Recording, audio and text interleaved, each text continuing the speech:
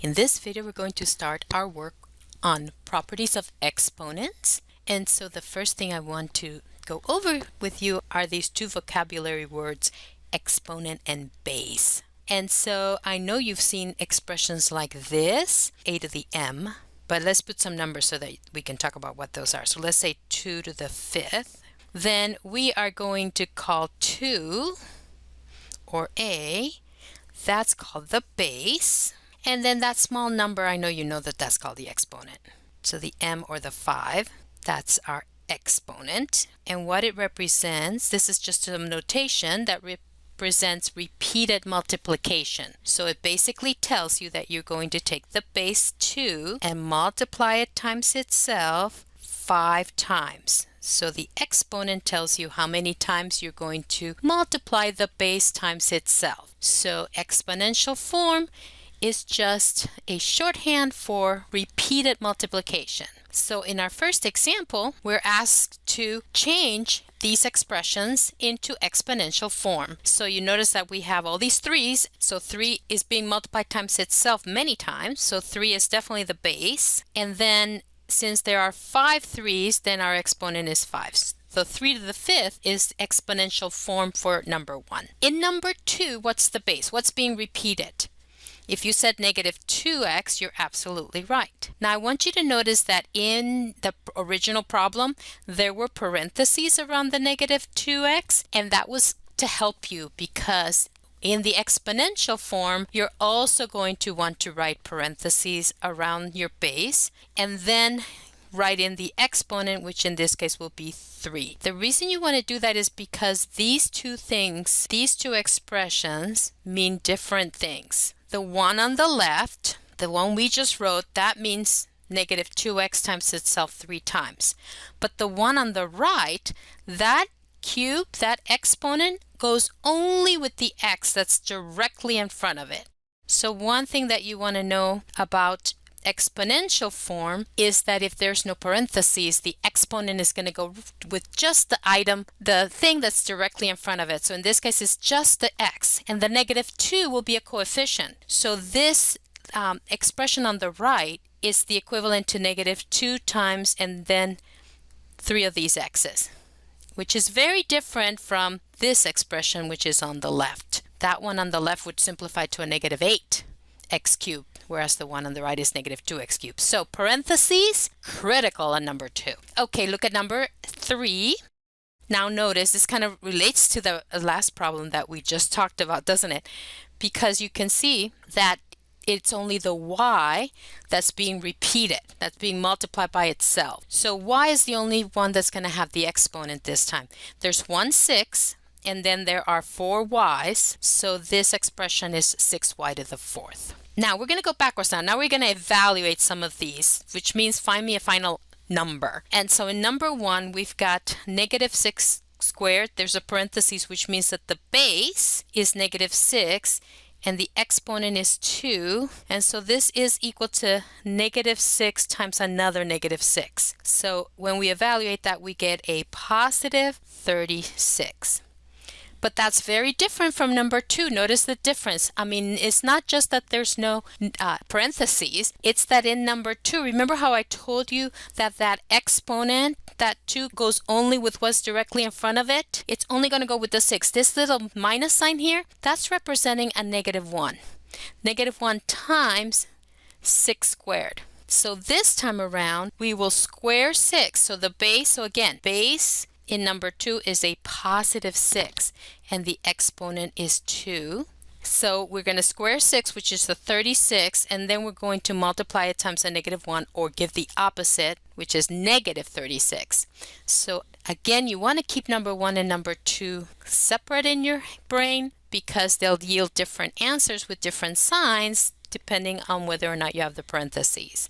Now look at number 3. We have 3 cubed plus 3 squared. And our order of operations tells us that we have to do these exponents first before we get to the addition, right? So 3 cubed is 3 times 3 times 3, which is 9 times 3, which is 27. I'm going to give you a hint. We're going to be doing a lot of work with cubes later in chapter 6. So you want to start to know that 3 cubed is 27. You kind of want to memorize that. And then 3 squared is 9. And they want us to add 27 plus 9, which is 36. Okay, so that was a little bit of work with just exponential form and evaluations. Now we're going to start some work on properties of exponents, and there are several.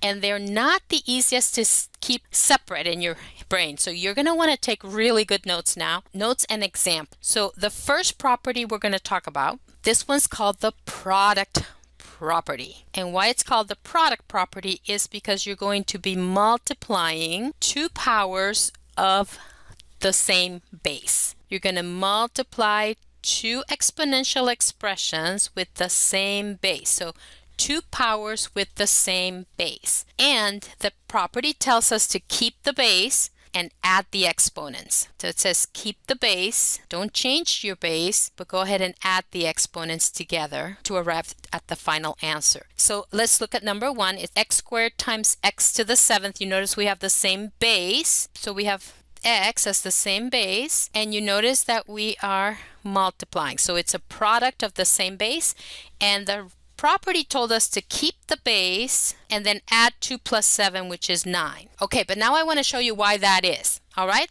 so you know that expanded form for x squared, that's the same as x times x, right? That's x squared. And then you know that expanded form for x to the 7th is the same as having 7 of these x's here, right? So now I want you to see how many x's total do we have lined up here. Because here, these first 2 came from the x squared, and these 7 came from the x to the 7th, and total we have 9 of them, don't we? So that's why the answer is x to the 9th. And the product property is just allowing us to shortcut that step where you write out all these x's. Although I have to tell you that some of my students, they like the visual, so they sometimes write out all the x's as they're getting used to the properties, just a way for them to kind of visualize the properties. Okay, let's go to number 2. This time we once again have the same base, 3 terms with y's in them. Same base of y. Now let's talk about those exponents. We have a 3 and a 5 here, but what's the exponent on this first guy? Oh, yeah, it is a 1. If you said 1, that's right. There's like a little invisible 1 there, right? So now tell me how many y's total we have here. There's 1 here, this one has 3 y's, and this one has 5 y's. So we have y to how many? 9. So again, 1 y from the y to the first, 3 y's from the y cubed, and 5 y's from the y to the 5th, and total is 9 y's. So that's why our answer is y to the 9th. And using the product property, we just add 1 plus 3 plus 5, which gives us exponent of 9. Keep the base, add the exponents. In number 3, we now have 2 bases. Do you see that? We have 2 different, we have a's and we have b's. We have a here, and then we have b's. And we are literally going to do them separately. So you're going to handle the a's and handle the b's. Okay. And so again, everything's being multiplied. So this is a product property.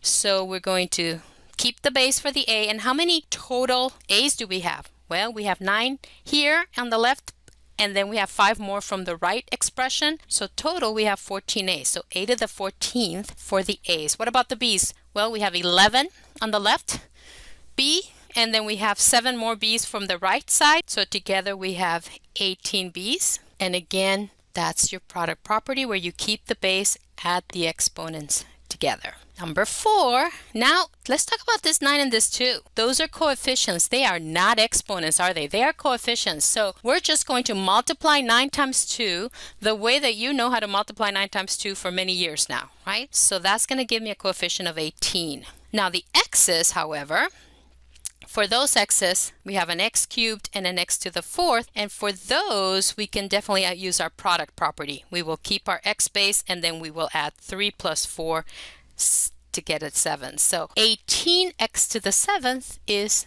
the answer for number 4. In number 5, we now have 3 different terms, 3 different coefficients. So once again, the 4 times the 7 times the 6. So multiplying, we get our coefficient of 168. And then we have these 3 terms that have z's in them, right? We're multiplying them, so we're going to keep the z as a base, and then we have to add 9 plus 7 plus 2, which is 18. So 168z to the 18th. So again, let's do a recap before I show you the next property. This one was called the product property.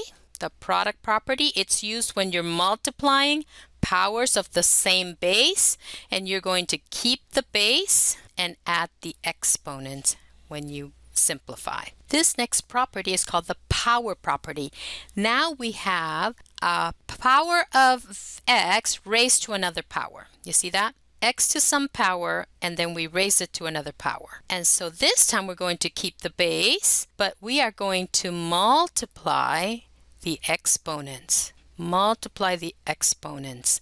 So look at the first one. We have x squared cubed. Now, if we were to expand this, we would get x squared times x squared times x squared, right? Isn't that what x squared cubed means?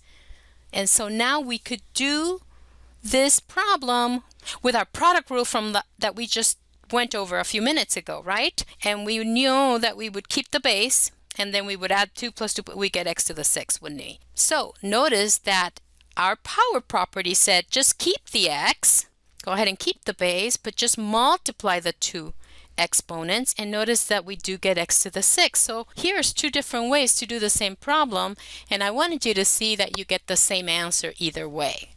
Okay, so the power property is just letting you shortcut this step of having to write out those x squares 3 times.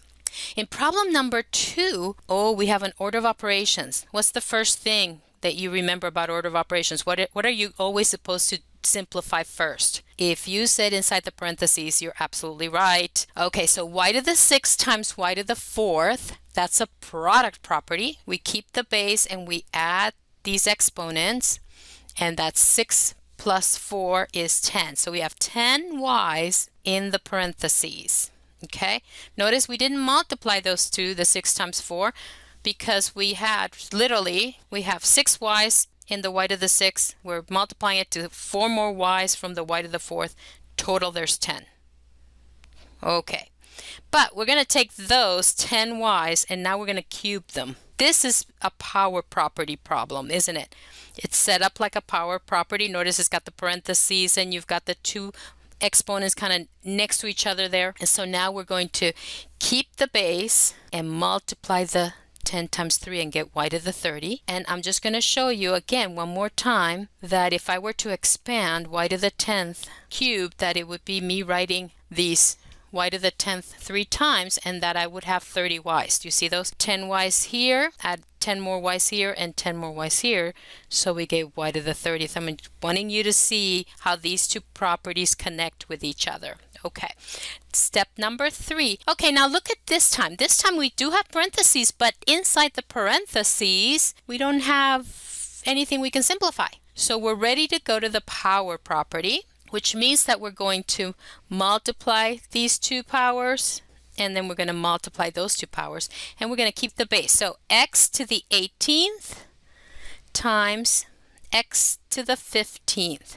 So the power rule, that went first this time. But now to combine these two terms, now we need the product rule. So we're multiplying powers of x, which means we're going to keep the base, but this time around we're going to add together those two exponents to 33. So you see how we used two rules, but the order in which we used them was very important.